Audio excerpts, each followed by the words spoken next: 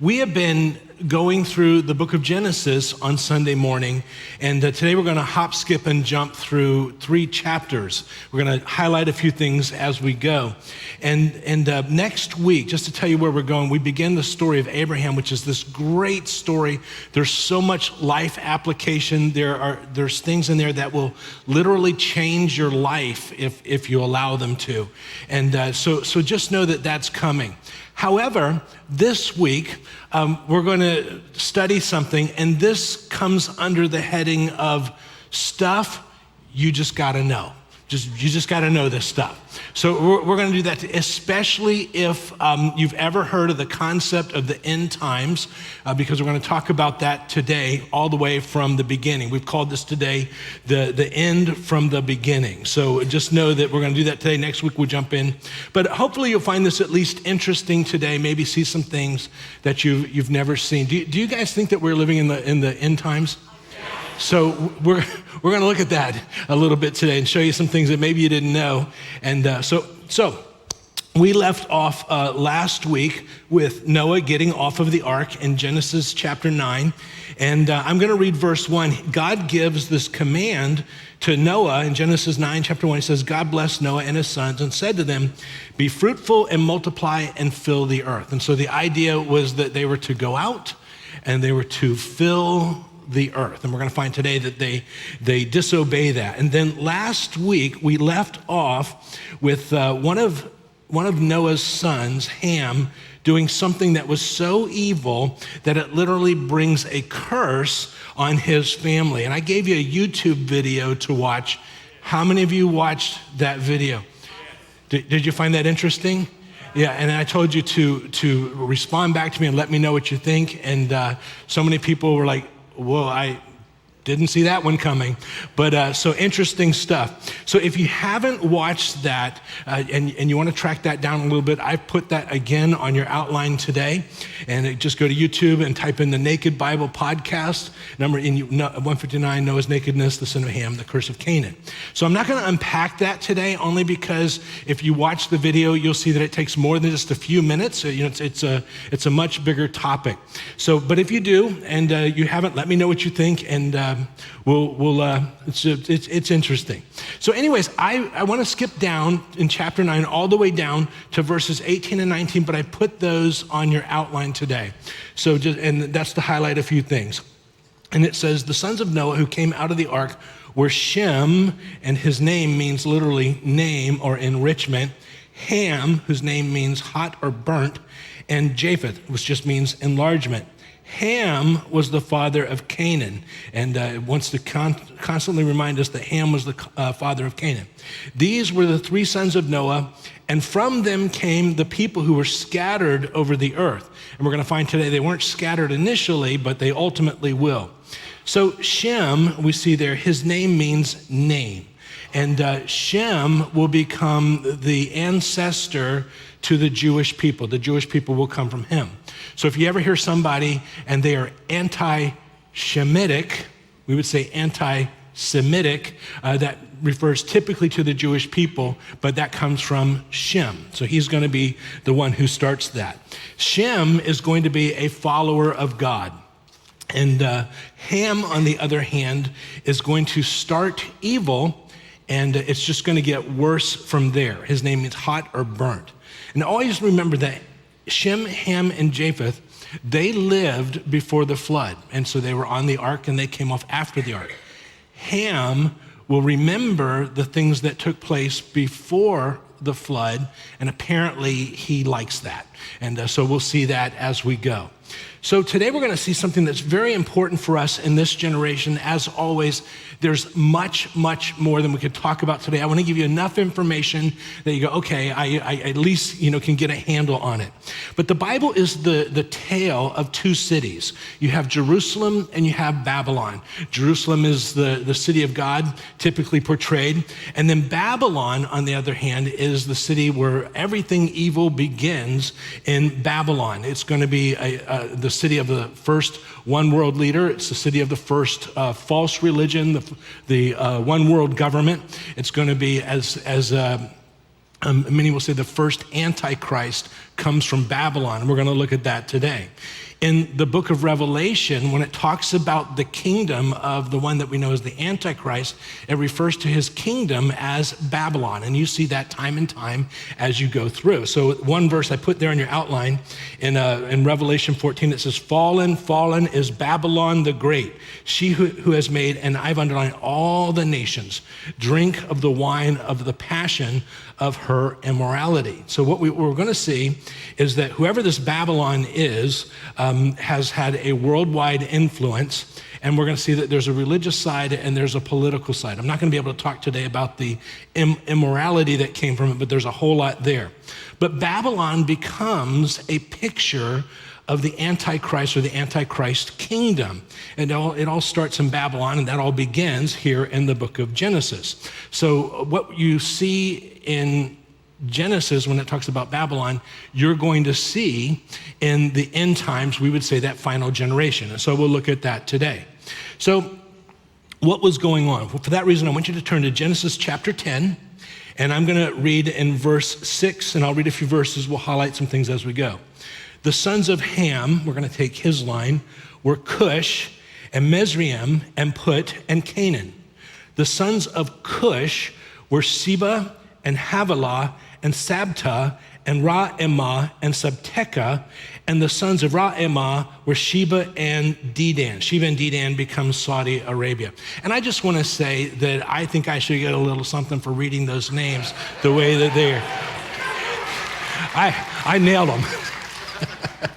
Okay, so verse 8 says, now Cush, okay, now that's the son of Ham, became the father of Nimrod. So Ham is going to be the grandfather of Nimrod. So you want to tuck that away. So he's very close. He knows his grandfather.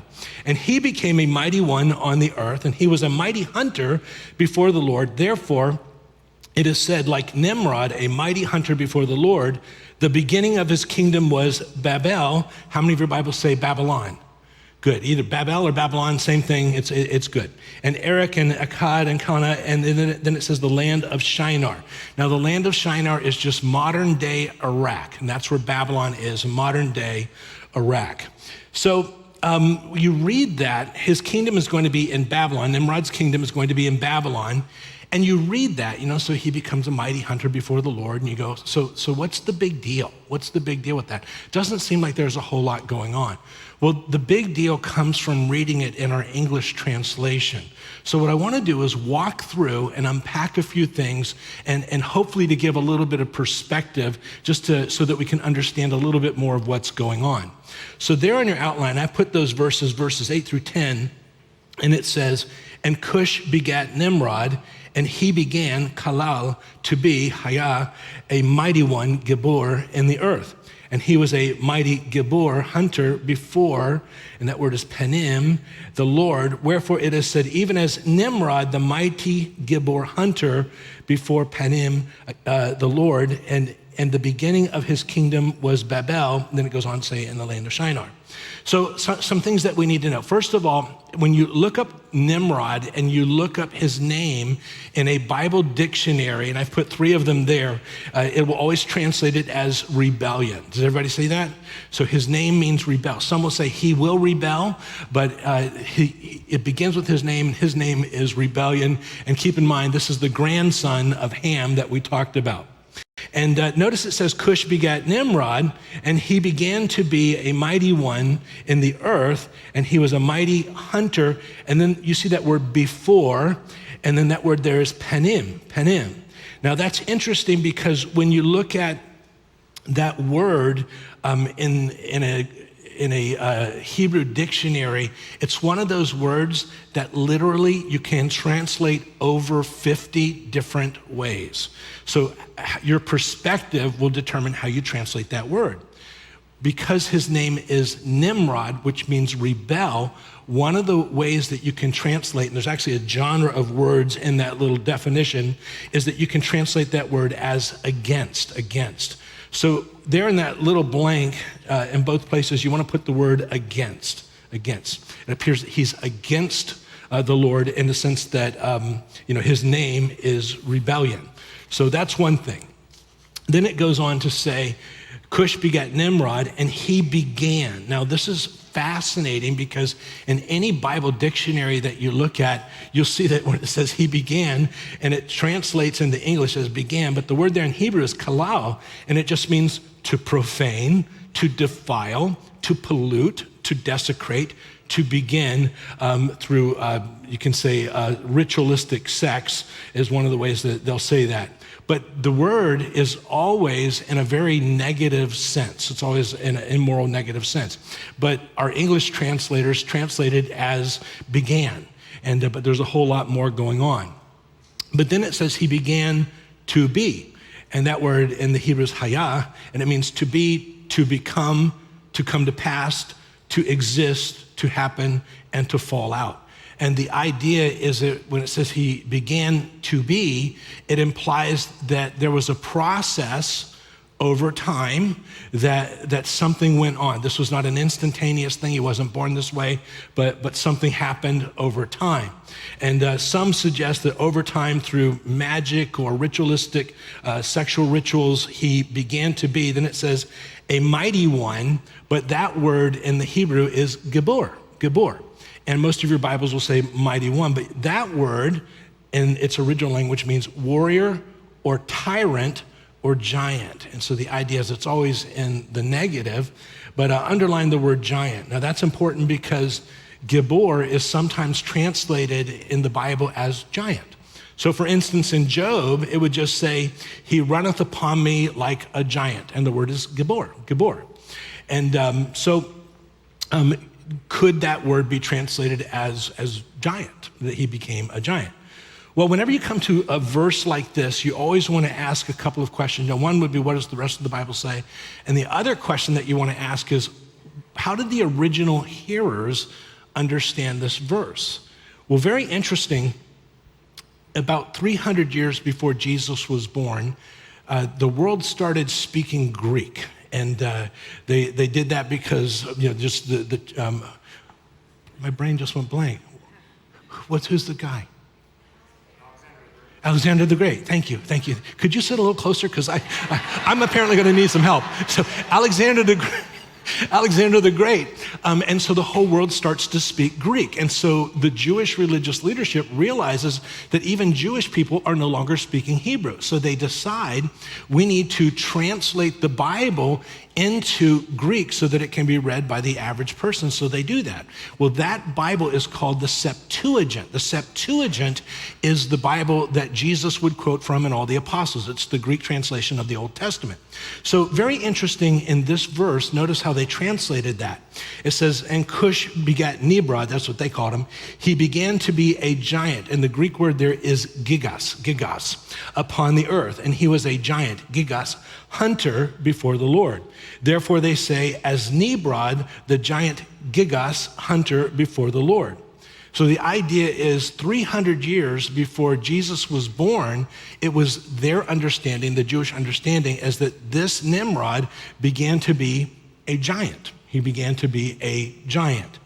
So some suggest that with information handed down by Ham, Grandpa Ham, down to Nimrod, he told him of the things that happened before the flood. Nimrod and Ham were attracted to those things, and Ham, over time, through either magic and it could be ritualistic sexual activity, began to do things in such a way that he began to alter his genetic code, his genes, we might say his DNA, so that he became something else. He wasn't born that way, but he became that way. And it's also interesting when it says that he was a mighty hunter.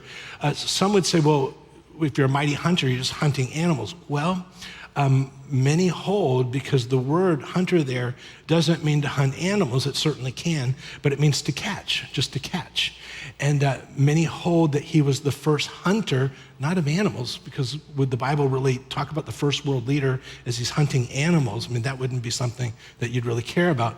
But they hold that he's the first hunter of humans, and he's the first person that captures people in order to enslave them. And so we'll talk about maybe a little bit more of that as we go. And so he does this before the Lord or against the Lord, literally in the face of God, he does this. Did you find that at least interesting? Yes. Okay, for the three of you that did, we're gonna keep going on. Now, Nimrod's kingdom, so there's a lot more going on in the Hebrew than it reads in the English. But Nimrod's kingdom becomes the kingdom of Babylon or Babel. He will become the first one world leader. He's going to be a picture of the Antichrist. Like the Antichrist, as a warrior, he will be unstoppable. His cruelty is going to know no bounds, and we'll talk about that. He's going to be very ruthless, but what's interesting is he's going to be inspiring to the point where the people will willingly follow him. They'll willingly follow him.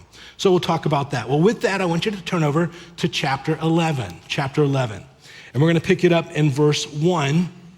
And I'm paying attention as we go to the word they. And we'll talk about that in a few minutes. But it says, now the whole earth used the same language and the same words. And it came about as they journeyed east, they found a plain in the land of Shinar, which is modern day Iraq, and settled there. They said to one another, come, let us make bricks and burn them thoroughly. And they used brick for stone, and they used tar for mortar.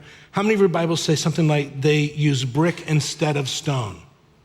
Good, we'll talk about that as we go. They said, come, let us build for ourselves a city and a tower whose top will reach into heaven. And let us make ourselves a name, and otherwise we will be scattered abroad over the face of the whole earth. So God said, I want you to fill the earth, and they say, we don't want to be scattered over the earth. So against what God had said, they're going to choose to stay together. And they say, we're going to make a name for ourselves. And so when you read that, you're going to find that this is going to be apart from God as they follow Nimrod.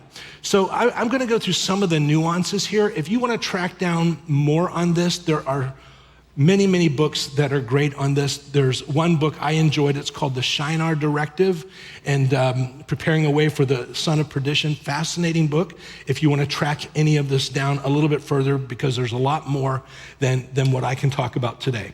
But here's what I want you to write down. The first thing we're going to notice is that this Nimrod is going to establish what we're going to call the first one world religion. The first one world religion. And some things that we know about that religion. First of all, it's in the place that's called Babel or Babylon. Now, the original meaning of Babel or Babylon, and you can get this from a number of Bible dictionaries, and I put it there on your outline, just means the gate of God. Does everybody see that? Babylon or Babel just means the gate of God. You can also translate that as heaven's gate or the gateway to the gods. So there's a number of ways you can translate that, but it's a gate. It's a gate. So they want to build a tower and they want to reach into heaven. So certainly it's going to be high, but we tend to focus in on the height. But it's more than the height. It's called Babel, or the gate to God. What they're trying to do is to open a gate, a portal to reach over to the other side and connect with the spiritual. But they're not trying to reach the God of the Bible. They're trying to reach somebody else. It's sort of like if you've ever seen somebody play the Ouija board, and you should never do that, but what they're trying to do is they're trying to open up a door so that what's on the other side can come and communicate, and you can communicate to the other side. And that's never, ever a good thing. So that's what they want to do. That's why it's called Babel, or heaven's gate. So the first thing I want you to write down here is they want to open a gate to the spiritual, a gate to the spiritual. Also interesting, in verse 3, it says, they said to one another, come, let us make bricks and burn them thoroughly. And they used the brick for stone. We'll talk about that. And they used tar for mortar. How many of your Bibles say tar? Good. Most of your Bibles. How many of your Bibles say slime? Yeah, it's the old English way of saying tar. It's tar. That's what it is. Now, the interesting thing about tar is that you would only use tar for waterproofing. You want to write that down. You'd only use tar for waterproofing. God had promised that he would never destroy the earth again with a flood. But Nimrod, because he's going to do everything exactly opposite, he's going to teach the people to doubt God. You can't trust him. Look what happened in the past. So we need to safeguard against that. So we're going to waterproof this tower as we go. So you want to write down, he taught people to mistrust God's word. Can't trust it. Now at that time, we say one world religion, and that's true, but it's also not complete. There were two religions. There was the religion of Shem, and Shem would teach people to follow God and his commands and walk in his ways.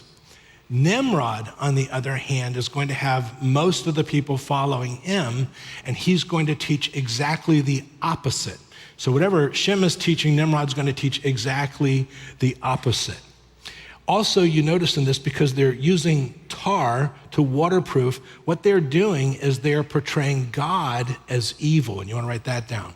They're portraying God as evil. Jesus said, I come that you might have life and have it more abundantly, but Satan comes to kill, to rob, and to destroy. So what Nimrod is doing here is he's distorting the truth about God, and he's drawing people to himself away from God. And he's saying we need to guard ourselves against that ever happening to us again as a people. Do you remember, for those of you who are with us, when we went through the book of Revelation, we saw time and time again that it would be the Antichrist who would deceive people. And as he deceived people, they would follow him. But to follow him, they had to turn their back on what we would say the God of the Bible, Jesus. And so they would follow him. And so Nimrod is going to be the first Antichrist.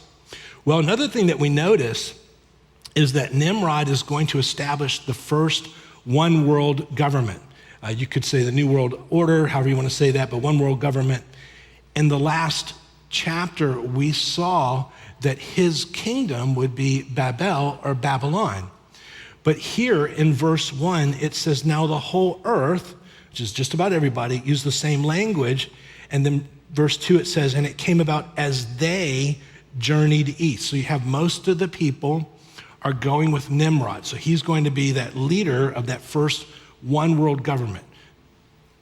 Most are going to follow him. Some will not, but most will. It's interesting to me that the Holy Spirit wants to reveal to us a little detail.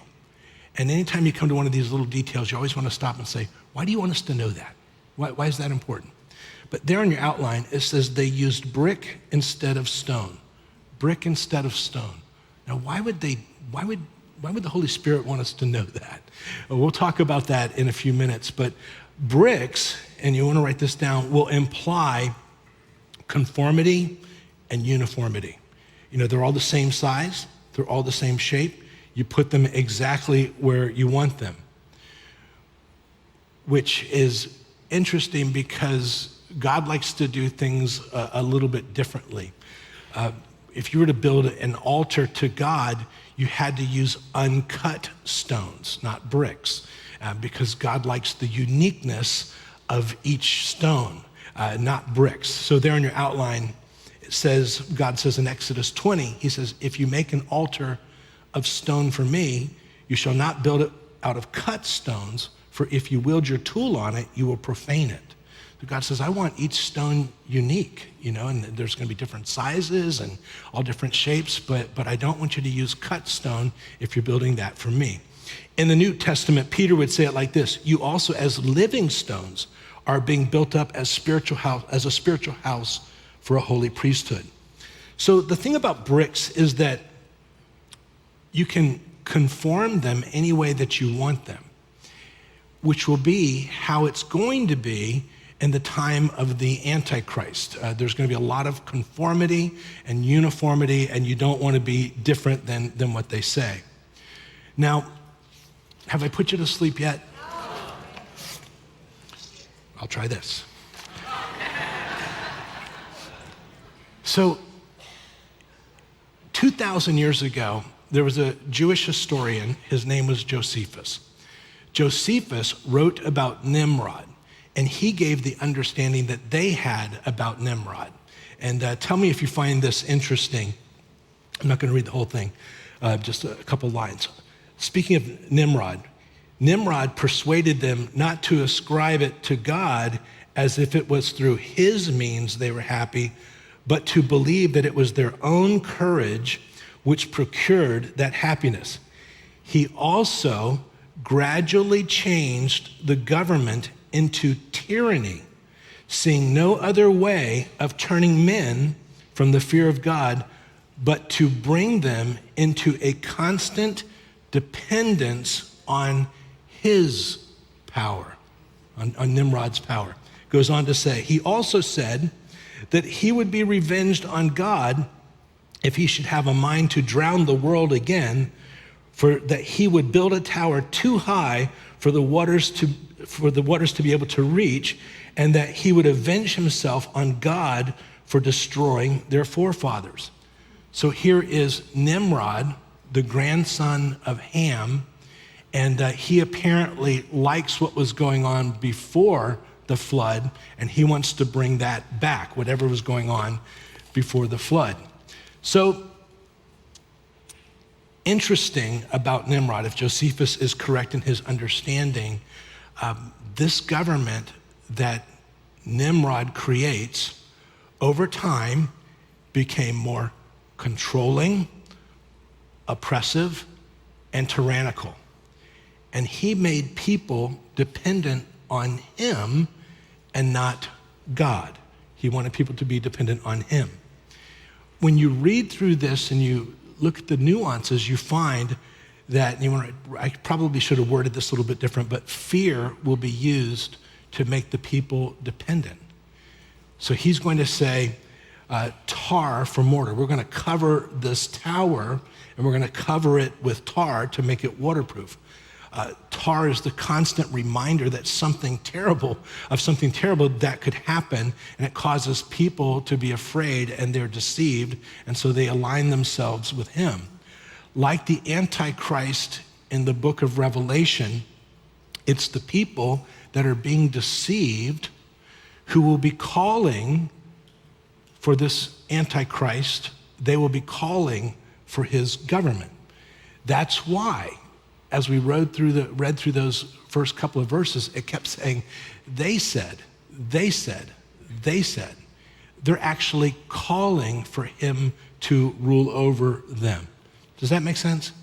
So his government over time becomes more oppressive and tyrannical as he teaches them not to depend on God, but to depend on him. It all comes from him.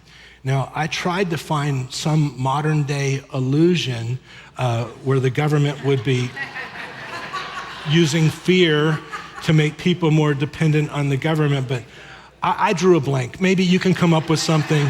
Send me an email, let me know. So are you guys up for a little fun? Yeah. It's all about the fun. All right. How many of you have ever heard somebody say something like, the Antichrist will come out of the European Union? You ever heard anything like that? So people say that. You go, when there's actually some good biblical reason for that. The Bible teaches that when the church was birthed 2,000 years ago, that would begin what we call the last days. But Jesus taught when Israel came back into its homeland, then that would begin not the last days, but the last generation. So Israel became a nation in 1948. Since that time, and the Bible tells us when that happens, things are going to really begin to accelerate. And we talked about birth pains and all that. Well, very interesting, the European Union came into existence, and was being formed before that, but they came into existence in 1999. Now, just for fun, when you go home today, get on your computer, and I want you to type in European Union Tower of Babel poster. And I'm going to put this on the screen. This comes from the European Union. And what the poster that they put out as their advertisement is the Tower of Babel, And you'll notice that in the middle, they're building on that. Do you see that? They're kind of rebuilding. So the European Union uses as their symbol the one thing that God intervened in and said, we're going to destroy that. They are saying, we're taking the Tower of Babel, what Nimrod did not complete, we're going to build on that, and we're going to complete it. And they use that. By the way, that picture is called the Tower of Babel. And so what's their slogan? Well, very interesting. If you go to the bottom and to the right, you notice it says, Europe, many tongues, one voice. Many tongues, one voice. As opposed to it was many peoples with one language. What they are declaring in that is that they have now overcome, as they rebuild the Tower of Babel and they finish what Nimrod started, they have overcome that judgment that God placed, because now we're going to be one. So they're going to finish what Nimrod started. Now, if they're doing that and they're going to build, the question is, what are you going to build that tower on? What is that tower going to be built on? Well, if you look at the bottom of the poster to the left and you highlight that, you see the people. Do they look brick-like to you? Very interesting. So what they're saying is we're going to finish what Nimrod started, and what God stopped, we're going to actually complete, but we're going to build on those people, with those people that we have conformed into the bricks that we want them to be. There's going to be a great deal of uniformity. Have you sensed over the past couple of years that there is a push from our government and world governments to move us to a place of conformity and uniformity? Well, that's all part of it. That's all part of it. So do you find that interesting? Yes. So if you were the EU and you were actually building your whole thing on the uncompleted work of Nimrod, the Tower of Babel, and you were to build your parliament building that everybody in the EU is going to meet in, how would you build that building? Well, it turns out that if you look at the EU Parliament building, it's fashioned after the unfinished Tower of Babel that was started by Nimrod, and they're saying, we're going to finish what Nimrod started. Do you find that interesting? Yeah. And it's right there before us. And it's all since Israel became a nation again. And Jesus many times says it will be just the same. Well, let's pick it up in verse 5. It says, now the Lord came down to see the city and the tower which the sons of men had built. And the Lord said, behold, they are one people, and they all have the same language. And this is what they began to do. And now nothing which they purpose to do will be, my translation says impossible. It literally means withheld from, so that they will not understand, withheld from them, or impossible for them. Verse 7, come, let us go down, and there confuse their language, so that they will not understand one another's speech. So the Lord scattered them abroad from there over the face of the whole earth, which he wanted to do originally, and they stopped building the city. Therefore, its name is called Babel, because there the Lord confused the language of the whole earth. And from there the Lord scattered them abroad over the face of the earth. Interesting, Babel in its original usage meant gate of God, or the gate of the gods, or heaven's gate. Now, the name of the word has been changed. So there on your outline, therefore it says, therefore its name is called Babel. And if you have a dictionary, it will say Babel comes from Balal, because the Lord confused, the Hebrew word for confused is Balal, the language of the whole earth. And from there, the Lord scattered them abroad over the face of the whole earth. So what was the gate of the gods became confusion. Which is why when you say Babel, Babel, Babel, it's just confusion. So they scatter. They scatter over the face of the earth. When they scatter, they don't change their religion. They just take their religion everywhere they go. So when you go to Egypt, Nimrod just becomes Osiris. You go to Rome, Nimrod becomes Apollo. You go to Israel or Canaan, and Nimrod becomes Baal. It's the same religion, and it all comes from Nimrod and the Tower of Babel. And you're going to see much of what we see in the Tower of Babel, you're going to see taking place more and more in this last generation. Well, with that, did you find that interesting today? Good. All right, well, let's go ahead and close in prayer, and we'll go from there.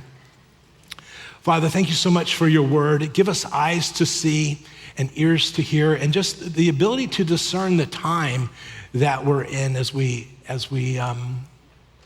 go forward, and help us to be a light shining in what can be a very dark place. Help us to be able to point people to you as we see these things taking place literally before our very eyes on now a weekly and daily basis as we move forward. Keep us prepared to meet you very soon. It's in Jesus' name we pray, and all God's people said, Amen. Well, God bless you guys. We'll see you next time.